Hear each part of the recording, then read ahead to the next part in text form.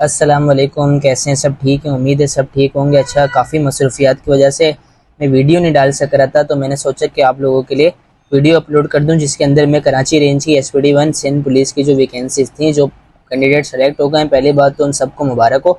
दूसरा, उनका आगे का प्रोसेस स्टेप बाय स्टेप सब आपको समझाऊंगा, क्या क्या वेरिफिकेशन हो गई हैं और क्या क्या आगे करवानी है और क्या क्या रह गई हैं। सबसे पहले, अगर आप हमारे चैनल पर अभी भी नए आए तो उसको सब्सक्राइब लाजमी कर दें, और जो पहले के पुराने हैं वो लाइक और शेयर लाजमी कीजिएगा वीडियो को। और जो नए आए वो चैनल को सब्सक्राइब करके बेल आइकन लाजमी दबाइएगा, ताकि आप तक कोई भी वीडियो आए तो मिस ना हो। और हमारा व्हाट्सअप एक चैनल है जिसके अंदर डेली अपडेट्स आती रहती हैं, क्योंकि बहुत सारी चीज़ें ऐसी होती हैं जो कि वीडियो के अंदर नहीं बताई जा सकती, तो हम अपने व्हाट्सएप ग्रुप में शेयर करते हैं। तो डिस्क्रिप्शन के अंदर मेरा नंबर है, मुझे मैसेज करें। बस सिर्फ और सिर्फ आपने ये कहना है कि ज्वाइन मी ग्रुप पुलिस सरकार, तो फिर मैं आपको ऐड कर दूंगा। चलें हम वीडियो को करते हैं स्टार्ट। सबसे पहले जो वेरिफिकेशन का प्रोसेस था वो SSP ऑफिस का था। जिनका SSP ऑफिस से उन्होंने वेरिफिकेशन करवा लिए हैं वो भी बिल्कुल स्टेप ठीक है।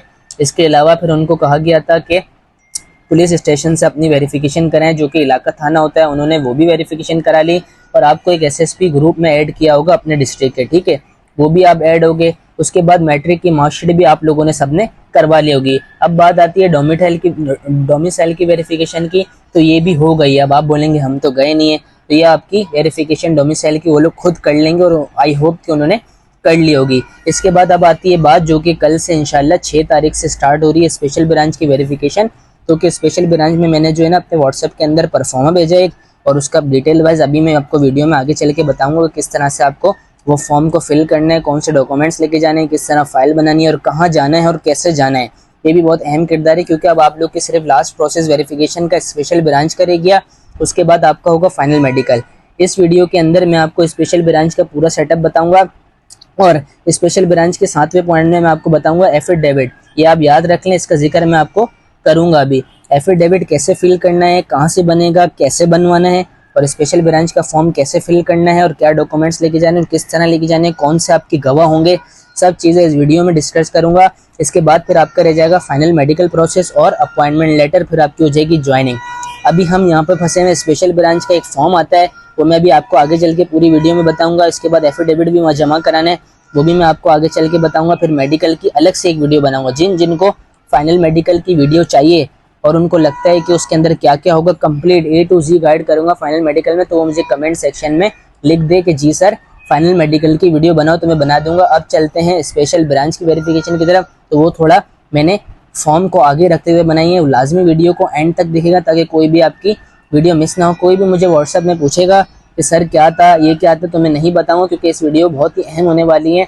लाइक शेयर लाजमी कीजिएगा और सपोर्ट कीजिएगा। चलते हैं हम अपने आगे की वीडियो की तरफ। अच्छा जी, तो इसके बाद आ जाते हैं वेरिफिकेशन की तरफ। अच्छा, स्पेशल ब्रांच की वेरिफिकेशन के हवाले से व्हाट्सएप ग्रुप में मैंने ये आपको फॉर्म सेंड कर दिया है। अगर किसी को नहीं मिला तो मुझे मैसेज कर दें, तो मैं आपको भेज दूंगा। दूसरी बात ये है कि सबसे पहले आप ये फॉर्म करवाएंगे प्रिंट, और 2 पेजेस प्रिंट करवाएंगे, आगे चल के बताऊँगा दूसरा पेज कौन सा है। सबसे पहले आपका नाम आएगा, एप्लीकेंट नेम, ठीक है। इसके नीचे आपका डॉटर का नाम लिखा हुआ है, तो वो लिखेंगे आप, सीधी सी बात ये है। उसके बाद आपका CNIC नंबर आएगा, ठीक है। 3rd पॉइंट पे CNIC नंबर आप अपना डालेंगे। इसके बाद 4th पॉइंट पे सीधा सीधा लिखा हुआ है इशू डेट। इशू डेट जो होगी वो आपकी CNIC के अंदर लिखी होगी, जो आपके CNIC की इशू डेट होगी। 5वें पॉइंट पे है पासपोर्ट नंबर। ये चीज़ बिल्कुल अहम है, इसीलिए अगर आपका पासपोर्ट बना हुआ है तो आपने पासपोर्ट नंबर लाजमी लिखना है, और अगर आपका नहीं बना हुआ तो आपने नील कर देना है। और जिसका बना हुआ है वो ये सोच के नहीं करेगा नहीं भाई हम नहीं बचेंगे, लेकिन ये सब रिकॉर्ड में आ जाता है। इसके बाद आती है पासपोर्ट की इशू डेट, जिस पासपोर्ट की डेट पर आपने इशू किया था, ठीक है, वो आपने लाजमी लिखना है। उसके बाद आ जाता है प्रेजेंट एड्रेस। प्रेजेंट एड्रेस में आपने शनाख्ती कार्ड के अंदर लिखा हुआ होगा, वो प्रेजेंट एड्रेस आपने लिखना है, मतलब मौजूदा पता जो कि ऊपर होता है। अगर किसी का मौजूदा मुस्तकबिल एक है तो जाहिर बात है उसी घर में रह रहा है। कुछ लोगों का होता है कि मौजूदा अलग होता है और मुस्तकिल अलग होता है, जिसको हम इंग्लिश में मौजूदा को प्रेजेंट कहते हैं और मुस्तकिल को परमानेंट करते हैं, ठीक है। उसके बाद ही आपने प्रेजेंट एड्रेस डालने के बाद इसके नीचे 8वां पॉइंट है period of present address. Period of present address का मतलब मौजूदा पते में आप कितने साल से रह रहे हो, वो साल आपने लिखना है। जैसे 12 साल से रह रहे, कोई 4 साल से रह रहे, ठीक है। उसके बाद आते थे परमानेंट एड्रेस। परमानेंट एड्रेस जो आपका होगा वो वही लिखेंगे। अगर जो एक ही घर से शुरू में रह रहा होगा उसका मौजूदा और मुस्तकिल दोनों एक ही होगा, और जो अलग अलग रह रहा होगा उसका अलग अलग होगा, आपने वही लिखना है, घबराना नहीं है। इसके बाद 10वें पे आता है आपका सेल नंबर। फ़ोन नंबर आपने अपना डाल देना है। 11वें नंबर पे हाउस फ़ोन नंबर, अपने ही दोनों नंबर डाल सकते हैं तो वही सेम डाल दें। घर का डालना है तो वो भी बेस्ट है, वैसे दोनों सेम अपने डालें तो कोई इशू नहीं है। 12वीं पे आती है एजुकेशन क्वालिफिकेशन। इसका सबसे मेन किरदार ये लोग मुझसे पूछ रहे हैं कि सर हमने तो ग्रेजुएशन किया हुआ है, इंटर किया हुआ है, तो भाई आपने मैट्रिक बेस पे अप्लाई किया है तो सीधा सीधा मैट्रिक लिख दें, ठीक है। नेम्स आप बात सारी ये है, पास आउट ईयर कौन से साल आपने पास किया था, जैसे किसी ने 2019 में किया होगा, 20 में किया होगा, 21 में किया होगा, 22 में किया होगा, ऐसे आपने लिख देना है। इसके बाद 14 पे आते हैं name of institution. Name of institute का मतलब है board of secondary education Karachi, ठीक है, जो आपका बोर्ड लगा होगा, जिसका जो बोर्ड लगा होगा वो डाल दे। नेशनलिटी में पाकिस्तान डालना है, रिलीजन में मुस्लिम डालेंगे, जो मुस्लिम है, नॉन मुस्लिम डालेंगे। मेरिट का अगर मेरिट है तो यस लिख देंगे, नहीं मेरिट तो नो लिख देंगे। लैंग्वेज आपकी जो है वो डाल देंगे, उर्दू डालने बेस्ट है। डेट ऑफ बर्थ आपकी पैदाइश जो है, प्लेस ऑफ बर्थ कहाँ पैदा हुए, कराची लिख देंगे। इसके बाद name of organisation, department, appointment, working. इसका सबसे मेन हल है, कोई अगर अच्छी कोई गवर्नमेंट में है पहले से ही तो वो यहाँ लिख दे, अगर कोई नहीं है तो आपने सीधा सीधा प्राइवेट लिख देना है, सिंपल। प्रोफेशन, डेस्टिनेशन, अगर कोई गवर्नमेंट में होगा तो अपने प्रोफेशन लिखना है कि उसका ओहदा क्या था। इसके बाद अगर जिसका ओहदा नहीं है, जो गवर्नमेंट में नहीं था, तो आपने सीधा सीधा नॉन या प्राइवेट लिख देना है। इसके बाद length of service in the organisation, आपने कितनी सर्विस दी अपने डिपार्टमेंट को, गवर्नमेंट वाले यहाँ लिख देंगे, जो नहीं है वो सीधी बात है नॉन कर देंगे, कोई हाथी घोड़े नहीं है। एड्रेस 24, फोन ऑफ 24 पॉइंट पे address, phone of organisation, department, वही गवर्नमेंट वाले की सारे डिटेल है, नॉन आप कर सकते हैं। Travel out of country, mention country, जिस कंट्री में अगर आपने बाहर से पहले ट्रेवल कर लिए, बात मेरी ध्यान से सुन लो, तो वो लाजमी अपनी कंट्री लिखेंगे।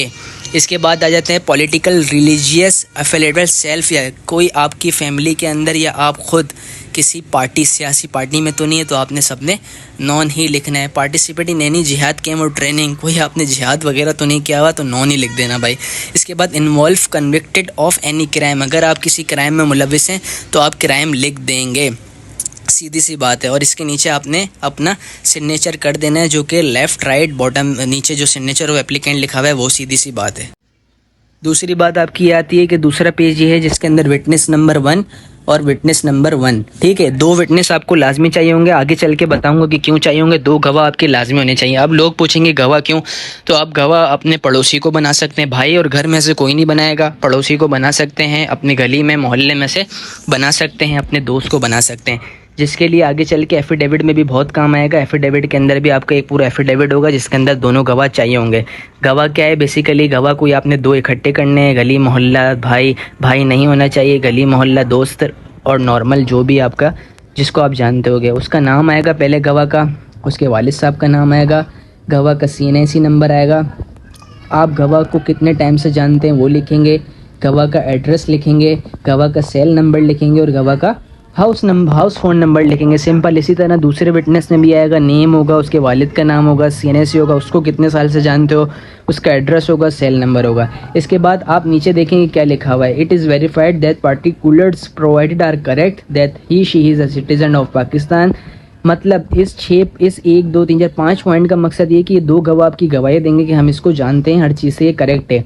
पहले गवाह का सिग्नेचर आएगा, दूसरे गवाह का सिग्नेचर आएगा, इसके बाद स्टेटमेंट जो लिखा हुआ है ना पुलिस अफसर, ये आपका वहाँ का पुलिस अफसर करेगा, आपने ये हिस्सा खाली छोड़ना है अल्लाह के वास्ते। इसके बाद आ जाते हैं हम डॉक्यूमेंट्स की तरफ। डॉक्यूमेंट्स के अंदर तीसरा और चौथा पॉइंट आपने इग्नोर करना है, वो आपने बिल्कुल ही कट कर देना है। पहले पॉइंट में एप्लीकेंट 2 CNAC कार्ड कॉपी, अब आपने 2 CNAC, एक तो पहले जो गत्ते वाली फाइल आती है ना 30-40 रुपये की मिलती है वो लो, 2 CNAC की कॉपी लो, अपने वालिद साहब की कॉपी लो, तीसरा चौथा पॉइंट को इग्नोर करो। 5वां, अपने दोनों CNAC की 2 कॉपियाँ लो, अपना बिल लो, जो मौजूदा जिस घर में आप रह रहे हो वो बिल होना चाहिए आपका। 7वें पॉइंट में 4 पासपोर्ट साइज तस्वीर, अपनी 4 पासपोर्ट साइज तस्वीर लो। 8वां, education certificate copies, domicile and PRC, matric की मार्कशीट लो, मैट्रिक के सर्टिफिकेट की कॉपी लो, डोमिसाइल की लो, PRC फॉर्म D जो सर्विस वाला होता है उसकी फ़ोटो कॉपी लो। 9वां पॉइंट सबसे अहम है, एफिडेविट। चलें इसका मैं आगे चल के बताता हूँ, वो मेरी वीडियो मैंने अलग से बनाई हुई है, उस वीडियो को करते हैं स्टार्ट। आ जाओ एफिडेविट की तरफ कि कैसे बनेगा, किस तरह होगा।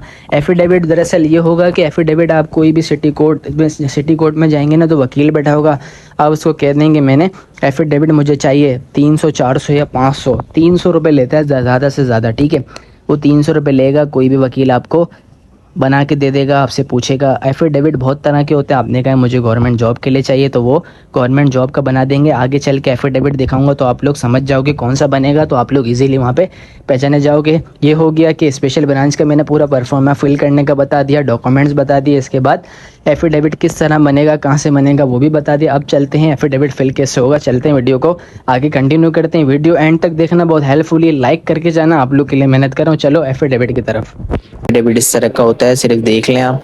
ठीक है, 50 वाला स्टैम्प पेपर आपने बना हुआ है, कोई भी वकील आपको बना के दे देगा। ठीक है, इसके बाद आप देखें V1 लिखा हुआ है, इसके अंदर आपका जो गवाह होगा ना उसका नाम आएगा, जो पहले गवाह होगा ना उसका नाम आएगा। गवाह के बाद आपका लिखा हुआ है SO मतलब सन ऑफ, गवाह के वालिद का नाम आएगा। ठीक है, गवाह के वालिद का नाम आप यहाँ लिखेंगे। इसके बाद आती है date of birth. Date of birth जाहिर बात है जब आप नाम लिख रहे हैं तो गवाह की डेट ऑफ बर्थ आएगी। इसके बाद CNSE भी गवाह का आएगा।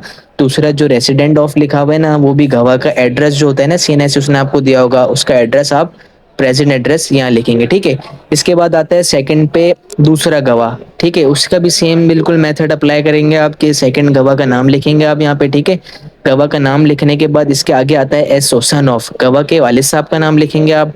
और इसके बाद गवाह की डेट ऑफ बर्थ लिखेंगे, गवाह का CNIC लिखेंगे और गवाह का प्रेजेंट एड्रेस लिख देंगे, सब कुछ सेम है। ठीक है, इसके बाद हम आते हैं फर्स्ट स्टेप पे। लिखा हुआ है इसके अंदर that we are true dependent of this affidavit and will convert send with the fact deposited that we know mister. Mister में आपका नाम आएगा। ठीक है, नाम आपका आएगा और इसके बाद नीचे SO लिखा हुआ है तो आपके वालिद साहब का नाम आएगा। ठीक है, इसके बाद डेट ऑफ बर्थ में आपकी डेट ऑफ बर्थ आएगी, आप कब पैदा हुए CNSE पे आपका होगा, आपको भी पता होगा। प्लेस ऑफ बर्थ में आप क्या लिखेंगे, कराची, जिसका कराची है वो कराची लिखेगा, जो जिस सिटी से वो लिखेगा। अब आप ये बोलेंगे कि कराची आप बोल रहे हैं, जो जिस सिटी से वो उस डिसीजन लिखेगा। इसके बाद होल्डिंग CNSE, आपका CNSE नंबर आएगा। इसी के बाद रेसिडेंट आपका प्रेजेंट एड्रेस जहाँ आप रह रहे हैं वो आएगा। इसके बाद आप सब ये पढ़ लें। इसके बाद आपने लिखा हुआ है address for the last dash years, तो आप जितने साल से अपने घर पे रह रहे हैं ना, 8 साल 10 साल 12 साल 14 साल, वो लिख देंगे आप। ठीक है, इसके अंदर अब जिसका जो साल से रह रहा है वो लिखेगा। इसके बाद कुछ भी नहीं है, इसके बाद डायरेक्ट आप लिखेंगे प्लेस। प्लेस कराची वही है, जिसका जो सिटी होगा वो उस सिटी से लिखेगा। कराची, लाहौर, लाहौर क्या सॉरी, कराची और सिंध में जो भी सिटी से रह रहा है। ठीक है, इसके बाद डेटेड में आप जिस वक्त अप्लाई करेंगे अपना फॉर्म उस पर आप डेट लिख देंगे। इसके बाद डेपोनेंट वन, जो पहला गवाह था ना आप देख सकते हैं, उसी का आप जो है ना साइन करेंगे यहाँ पे। ठीक है, पहले गवाह का, और इसी तरह दूसरे गवाह का आप दूसरी दफा साइन करेंगे, और कुछ भी नहीं है। ठीक है, एफिडेविट आप लाजमी अटैच करवा लीजिएगा, जो वकील आपको बना के देगा ना वो अटैच के साथ आपसे पैसे लेगा। ठीक है, ओके, जजाकल्ला, अपना भी ख्याल रखें और हमारे लिए भी दुआ करें, अपने लिए भी दुआ करें। ठीक है, 50 वाला स्टैम्प पेपर है, ये आपका अप्लाई होगा। ठीक है, जजाकल्ला।